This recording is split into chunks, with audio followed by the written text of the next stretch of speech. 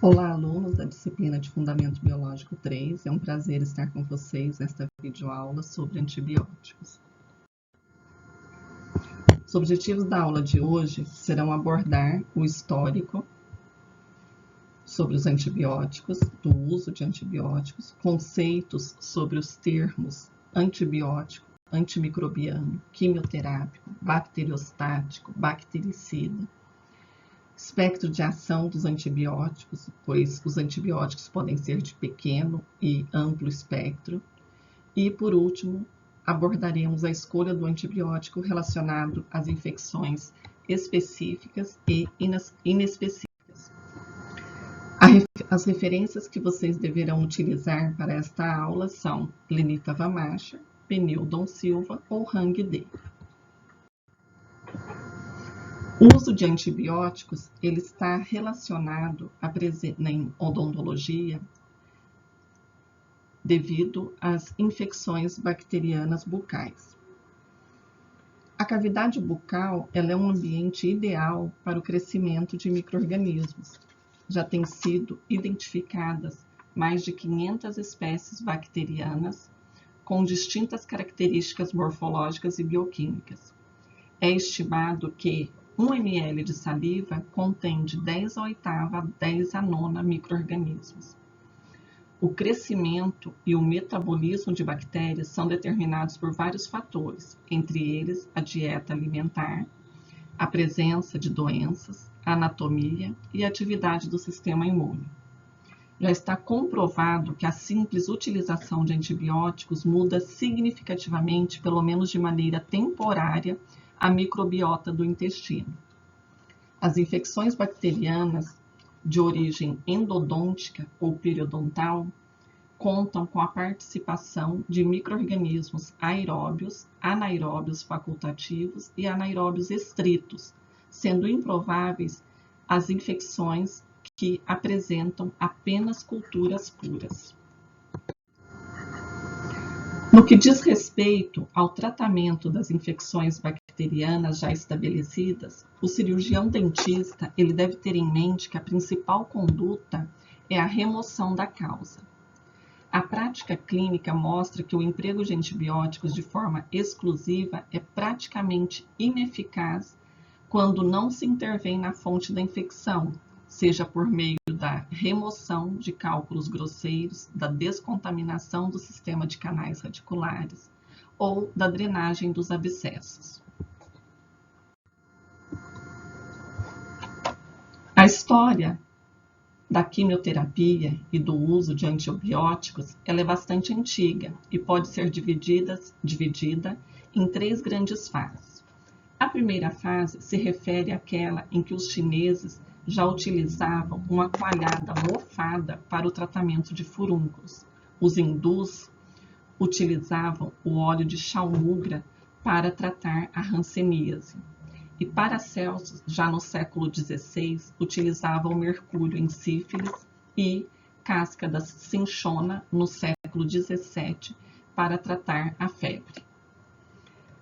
A segunda é a fase de Ehrlich, dos corantes e compostos organometálicos, que compreende o período de 1890 a 1938.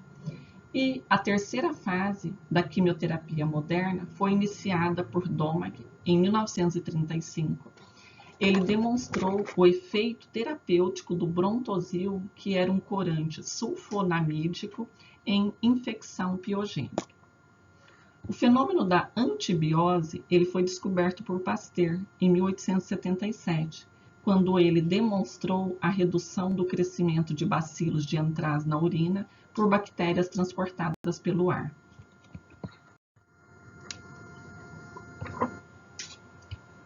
A descoberta da penicilina ela ocorreu acidentalmente em 1928, na Inglaterra, pelo médico e bacteriologista Alexander Fleming.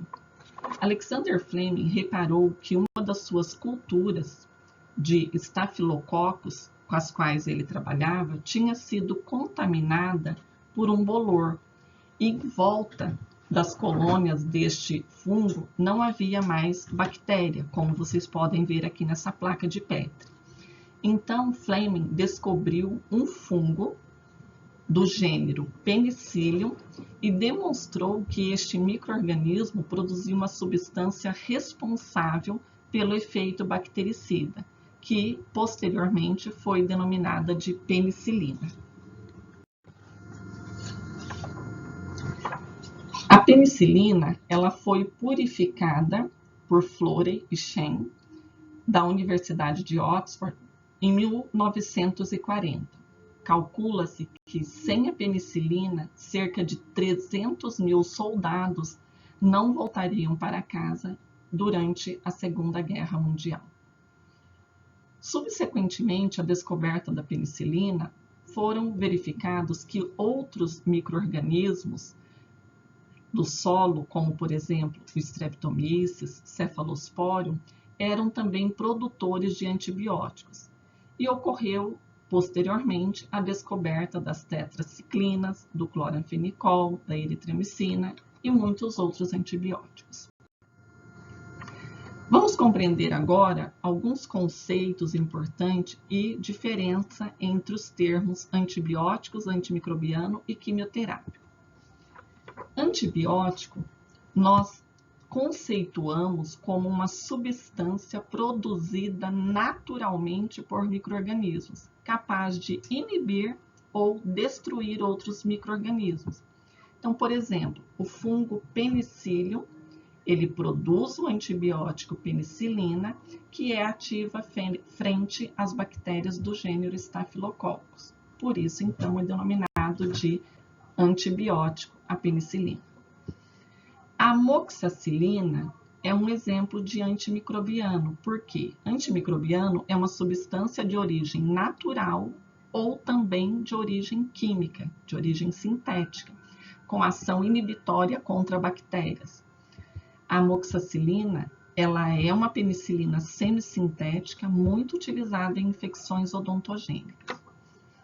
E terceiro, quimioterápico, uma substância sintética com ação inibitória contra micro-organismos, vírus ou células neoplásicas. Por exemplo, a zidovudina, que é um antirretroviral utilizada no tratamento da infecção por HIV. Ainda nós temos o conceito de bacteriostático e bactericida. Então, antibióticos e quimioterápicos, eles podem ser bacteriostáticos ou bactericidas. Bacteriostático se refere a fármacos que inibem a multiplicação da bactéria, mas não é capaz de destruí-la. Com a suspensão desse tipo de fármaco, a bactéria volta a crescer, portanto, tem um efeito reversível. Por outro lado, antibióticos e quimioterápicos bactericidas exercem efeito letal e irreversível sobre as bactérias sensíveis. Significado semelhante para os termos fungistático, fungicida, virustático e virucida. Além disso, é importante saber que as ações bacteriostática e bactericida dos antibióticos, elas são dependentes da concentração mínima inibitória e da concentração mínima bactericida. A atividade terapêutica dos antibióticos, ela depende das suas concentrações nos fluidos do organismo.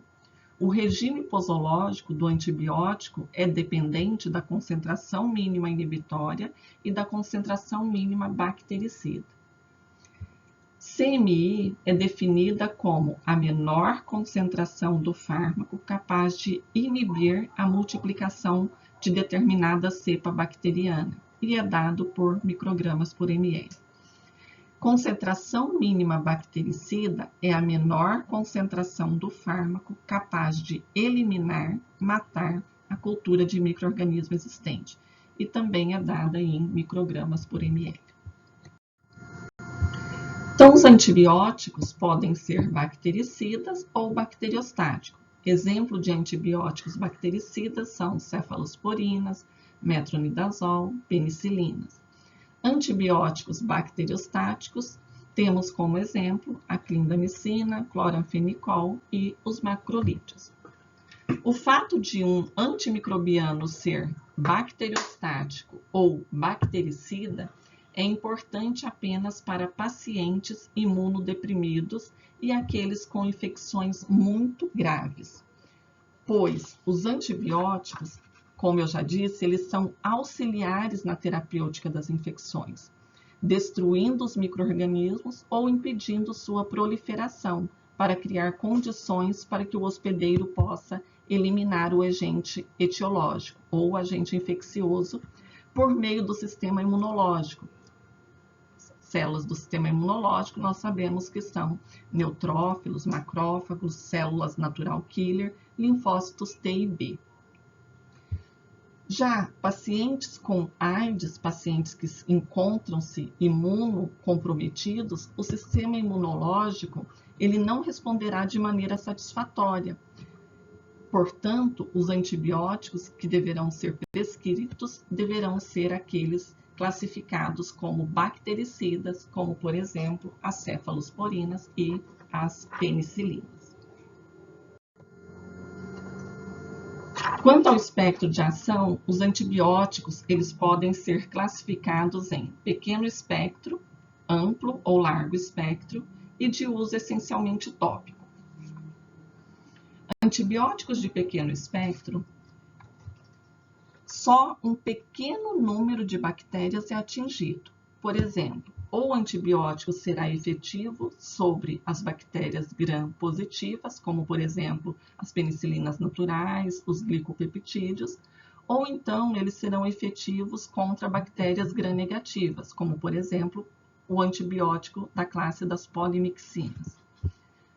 Por outro lado, antibióticos classificados como de amplo ou largo espectro, ele será capaz de inibir bactérias gram-positivas e gram-negativas, como, por exemplo, os antibióticos da classe das penicilinas de largo espectro, as tetraciclinas, cloranfenicol, sulfas, cefalosporinas, os carbapenêmicos, cefalosporinas de segunda, terceira e quarta geração. E os antibióticos de uso essencialmente tópico são antibióticos que, devido à sua grande toxicidade, eles não podem ser utilizados por outras vias de administração que não a tópica, pelo menos de forma pura. Por exemplo, a neomicina e a tirotricina.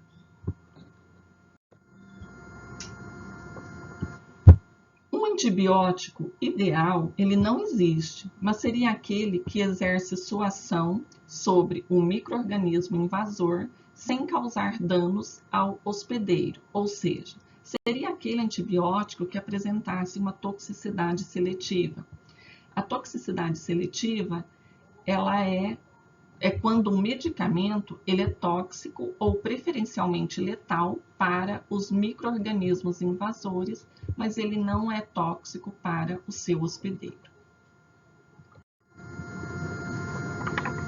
Para que se faça uma escolha correta de um antibiótico, é necessário que inicialmente se identifique o micro-organismo, a bactéria, o fungo ou o vírus que está causando a infecção, por meio do exame microbiológico denominado cultura para identificação de bactérias, seguida de teste de sensibilidade ou resistência a antimicrobianos, que é chamado de antibiograma.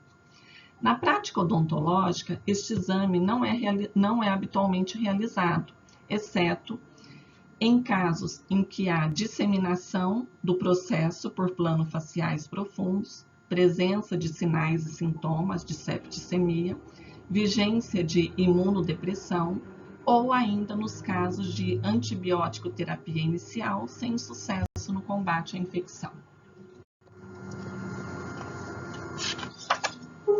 As infecções, elas podem ser classificadas em específicas e não específicas.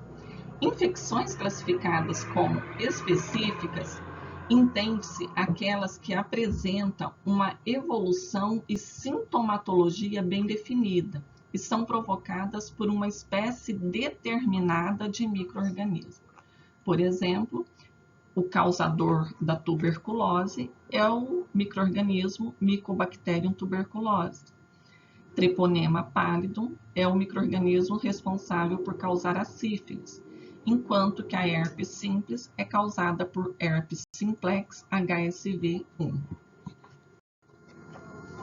As infecções ditas inespecíficas, elas são infecções que podem ser originadas por diferentes tipos de micro-organismos. Nesse caso, temos as infecções periapicais, a doença periodontal, os abscessos e as osteomielites.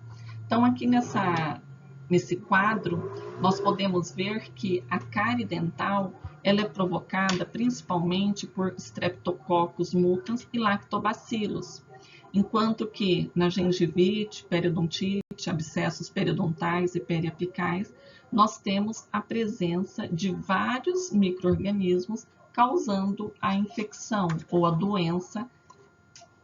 Por isso que todas essas infecções aqui relacionadas são ditas ou classificadas como inespecíficas. Na seleção de um antimicrobiano, é mais importante utilizar aquele com o espectro mais específico possível. Então, as bactérias anaeróbias, elas são prevalentes em infecções orofaciais e de cabeça e pescoço, predominando na maioria das lesões periodontais, pulpares e periapicais, assim como em abscessos orais. Esses patógenos, as bactérias anaeróbias, elas pertencem a duas categorias principais: cocos anaeróbios gram-positivos e bacilos anaeróbios gram-negativos.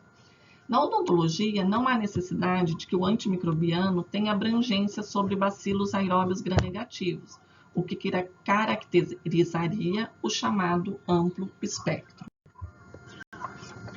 Entre antimicrobianos de igual eficácia, nós selecionamos, então, aquele que apresenta o perfil de efeitos adversos mais favorável, comodidade de esquemas de administração, ou seja, se um antibiótico ele pode ser utilizado de 8 em 8 horas, será dado preferência àquele antibiótico que será utilizado de 4 em 4 horas e que apresenta a mesma eficácia.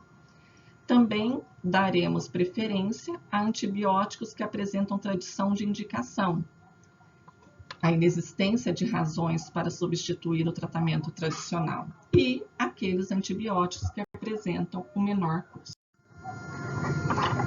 Então, nesta videoaula, nós abordamos o histórico dos antibióticos, tratamos da descoberta acidental da penicilina por Fleming, dos conceitos sobre os termos antibiótico, antimicrobiano, quimioterápico, bacteriostático, bactericida.